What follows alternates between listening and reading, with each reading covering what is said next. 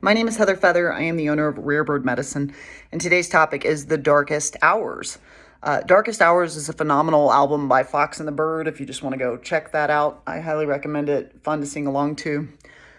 But it's also something, many times we've been told about having a dark night of the soul. And perhaps you've experienced that, where you're having a very dark night, a dark day, a dark week, a dark month, a dark year, or dark years. One thing I want to say is that darkness is how we come to understand the value of the light, and we come to understand why we would choose the light. We have free will choice, and through the experience of darkness, we not only develop depth and profundity in the personality and in the character matrix, we create a colorful, interesting, divergent, richer, typically, often more compassionate, more empathetic, more sensitive to the needs of others due to one's own suffering. It can often develop empathy and consideration for other people's suffering. Also, darkness can cause us to strive towards the light, strive towards many people will turn towards a spiritual text or a spiritual understanding when there's literally nothing else that will provide them light. And then they begin to create a tool or a system that can guide them in their darkened hours. And so, that's obviously not for everyone. I feel like atheism and agnosticism is rampant. It's rampant. Everybody is like, there is no God. And it's like, okay. And this is always my argument. Everyone wants to argue when you talk about love. Well, oxytocin is the chemical of feeling in love. But oxytocin is not the essence of all that is love. Ask Rumi. Love is a massive topic, and you cannot tell me the weight of it, the volume of it, how much is available of it. There's no scientific test to tell me where love as a concept exists, nor where forgiveness as a concept exists, how much of it is available, what is it? Is it in the mind? Where does the mind exist? Is it in the brain, or perhaps it's in the heart, or where is real knowledge? So there are many concepts, such as those things that I've just expressed, as well as God or divinity or divine or spirit or souls. Not everything fits under a microscope. So science is great, and it's not the end all be all. Doctors are great, but they're not necessarily the solution to everything that ails you. You know what I mean? Doctor's not a person that's going to tell you, let's check food allergy first to see why you're having stomach troubles. Trust, I've been to every stomach test you can imagine having done, and it wound up being a food allergen after I went to a naturopath in my 40s. You know what I mean? So just because something does have value, a doctor can certainly help me if I go break my arm, doesn't mean it is the only value or the only system that has any weight in it. Personal opinion, not right, but is mine. So there's this piece in the modern age where we step away from the spiritual component of life, but I see holistic health as physical, mental, emotional, and spiritual. It is the four elements, fire, air, earth, and water.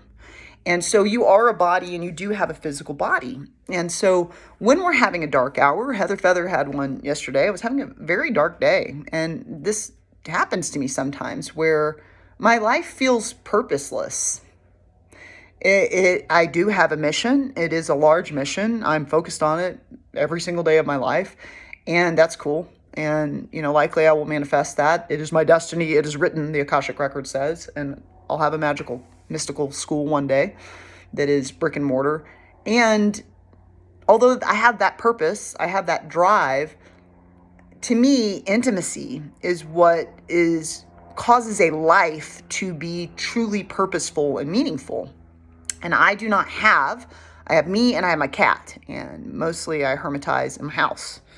And so in the past couple of years, I have been bold and brave as a deeply shy person, and have consistently, when I am drawn to someone, I've let them know, or I've written love letters to them for 4 months and given them that like a weirdo, and then they've been like, no. Okay, fair enough. I've faced a lot of rejection, I would say, in the past decade, putting myself on the line, being vulnerable, expressing my heart, and no, I don't think of you that way. And it's like, okay, it's almost become something that I expect. It's like, I've gotten to a place where it's like, I'm not doing it anymore. I'm not, if God wants somebody to be with me, they're going to have to come figure out where my hand is and ask to hold it, because it's enough. It's like, obviously God said no, So I've kind of stopped doing that. But even through the trials and tribulations of what can be called or labeled as rejection, usually it's not, that's kind of a harsh word for it. It's just like, not interested. I've had a lot of financial tribulations in the past couple of years. Wrecked into a deer, bought a Jeep from a charlatan, invested thousands of dollars in getting my car back from the mechanic, invested thousands of dollars in a charlatan Jeep, making it legal in the state of Texas and then in the state of New Mexico, and teaching myself to change spark plugs and fix this Jeep and investing in it. And then I had a cyber crime because I can be quite gullible that cost me $4,500, then had $5,000 in vet bills. And it's just me. I'm the only income earner in my household, and I'm working multiple jobs, and I don't care about money at all. I don't like our system. I think it's complete garbage. Money is trash, and so is the system. The natives had it going on. Let's do a barter system. Let's do what serves our souls and feeds our souls and what is our innate gift as an entity that's born into this world. And then let's exchange those gifts with one another, But no, we're in this other sick, it is a very diseased system, and it doesn't appeal to me at all. And yet it consumes most of my attention, which causes my life to feel really purposeless, because I work multiple jobs and I pay off debts, and then I keep working these multiple jobs and keep accruing new debts from all the stuff that's been going on. And so I've been having dark years. I've had many, many people die, as always. That's just the constant. Many, many people die, which is a constant, which keeps me in a kind of dull, constant state of grief. And then there's all these other facets of finances I've mentioned and alluded to in my videos, sexual crimes. I've faced a ton of sexual assault, and then I've also faced, can't really call it assault, experiences in which I've opted in because I didn't have the power in my inner authority to give a no to what was a no to me. Some of that can be societal conditioning, and it's definitely, part of being neurodivergent is you're 3 times more likely to be sexually assaulted because you don't understand. I'd never assume someone's flirting with me. I never assume someone's interested in me. Like, I'm not going to assume that. And so sometimes I'm too deep in when I realize, like, oh, you're wanting sex, or like, I don't get it. Okay. But so when I talk about all these stories, when I'm talking about all the, the cybercrime, the car accident, the sexual assault, when I'm talking about the deaths, a lot of people, we are all storytellers, and a lot of people are telling stories, and they're telling it and they're just complaining. And I'm never complaining. I'm always, as I go through the trials and tribulations of my life, trying to figure out, how do I get to the other side of this? Because what I know to be true, because I had an unbelievable, amazing mother that would tell me all the time, love is the answer, love is the answer, love is the answer. When I am feeling afraid, or when I am feeling distressed, or when I am feeling really dark, like my life is purposeless, I want to turn back to the answer of love, because I know that that's the answer that belongs in my temple, belongs in my speech, belongs in my mind, belongs in my heart. I know that's the way home. And home is one of my favorite words. And so the way to get home in the self, irrespective of what's transpiring around you, whether you have a family or a relationship, many do not, like I do not. I have siblings, but I'm talking about your own intimate family that you're engaging with on a daily basis, your beloved, whatever that is, somebody that holds you, somebody that has a give a crap factor about your day. So for me, it's about checking in with Heather Feather and having a give a crap factor about my day. I had an amazing conversation with my niece yesterday. I was like driving around just trying to release the darkness, trying to shift perspective, trying to get my eyes on Mother Earth, trying to move energy. And my niece called me, and I don't have people call me very often because I've kind of designed my life that way, because phone calls are difficult for me. I prefer face-to-face and greater intimacy than that. But I answer the phone because she's somebody that gets me, and I get her. And I've always been able to be my authentic self. I've always chosen to be, and I always have been my authentic self with her. And I just told her, like, all the stuff that's going through my mind and how hard it is. Because a life worth living to me is a life that has intimacy. And my life feels like it totally lacks that, And I'm not necessarily the commander of certain types of intimacy being present in my life or not. I am in the sense that I'm a creator of my reality, but somebody has to choose to co-create with you. And that has been a consistent no from the creative matrix for years for me. No. And it's painful because although I'm not lonely, I enjoy my own company. I love to be alone. I thrive when I'm alone. I have lots of stuff to study. I don't ever feel like, oh, I'm so lonely and bored. But I am alone. And a life alone often does not feel like a life worth living. Like, what is the point of my life? It's not being shared with anyone. Like, what is this even being recorded? Is it even noteworthy that this life is occurring, And so there are several steps I take when I'm having a darkened hour, a darkened week, a darkened month, a darkened year. First, I remind myself that not all darkness stems from karma. Karma is not necessarily a tit for tat system, but it basically exemplifies that who you energetically are and are being, you will meet again. You will meet yourself again and again. And if you're like me, a non-YOLOer, you have infinite lifetimes to do it, and the universe is just. So even if you're getting away with something in this life, trust, you'll meet yourself again.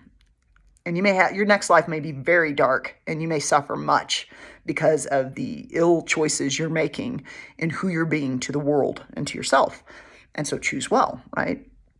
So one of the things I do is I remind myself when I'm having a darkened hour, because sometimes my brain will be like, well, maybe this is karma. Maybe I've been a terrible person in all my lifetimes, and I'll want to bully myself. Like, probably you've just been a jerk for multiple lifetimes and you deserve it. It's like my inner bully will get activated. And I have to remind myself, actually, also enlightenment happens through a very dark life. It takes pressure to make a diamond, and a lotus blossom blooms in mud. And if you look at any person, you consider any person that you think is close to enlightenment or on the enlightenment path or being very enlightened, you will find that their life was riddled with trials, tribulations, darkness, and sufferings. And so the first thing I do is I remind myself, you're not necessarily facing darkness right now because you're a karmic jerkwad. Maybe you just really wanted to evolve. And in order to evolve, you had to agree to a very dark life. Darkness is what creates profundity, depth of character, and interest and intrigue and colorfulness in a being, right? If you have somebody that hasn't faced any darkness, they've had no trials and tribulations, they've had a silver spoon in their mouth, life has been easy, they just easily got that job, they got an education, their needs were met, they met their partner at an early age, they've been together, they're so happy, their worst trouble is, oh my gosh, I had a fender bender or whatever, Some people are living a relatively easy life. Doesn't necessarily mean that lifetime is one in which they're evolving much. Maybe in their last life they did, and they took a life that was a break, and it just was an easy path. But the evolution happens in an intense environment. So first I'll get gentle with myself and remind myself, like, maybe you really wanted to evolve, kid, and this is how it's happening. So let's just accept what's happening, because what really causes pain is not accepting what is. So the first thing I do is I accept what is. What's happening? I just had this cyber crime, or I just had this car accident, or I just had this assault experience, or I just had this da-da-da-da. So as we share these stories of our trials and tribulations, the question is, where in the darkness do we find the light? Where is the medicine to the poison? What is the antidote? So first, I get gentle with myself, and I don't be a bully to myself in a dark hour. Then I look to the 4 elements of magic. There's actually 5, the 5th being spirit and intent. But the 4 elements of manifestation are the physical world of form, thoughts, air, mind. They are cups, water, feeling, and they are fire or imagination and inspired new ideas. So I will ask myself, Heather, are you having like the same idea? Usually I'm having the same idea over and over again about something that didn't work or some way I feel I failed my dreams. And so I will redirect the attention to something spiritual, something enlightening, something enlivening, maybe in a show like a comedian, something that makes me laugh. I'll fire up a new idea. I will reprogram my brain. I will, which you can do with a script, and I've talked about in previous videos, or I will get into the physical body and consider my diet, my exercise, my movement, my water, my air, or I'll consider my heart, and I'll start paying attention to my heart. How does this feel? What do you do when you face a darkened hour? You can always subscribe to Rare Bird Medicine on YouTube, like and comment there. I'd love to hear your thoughts on this.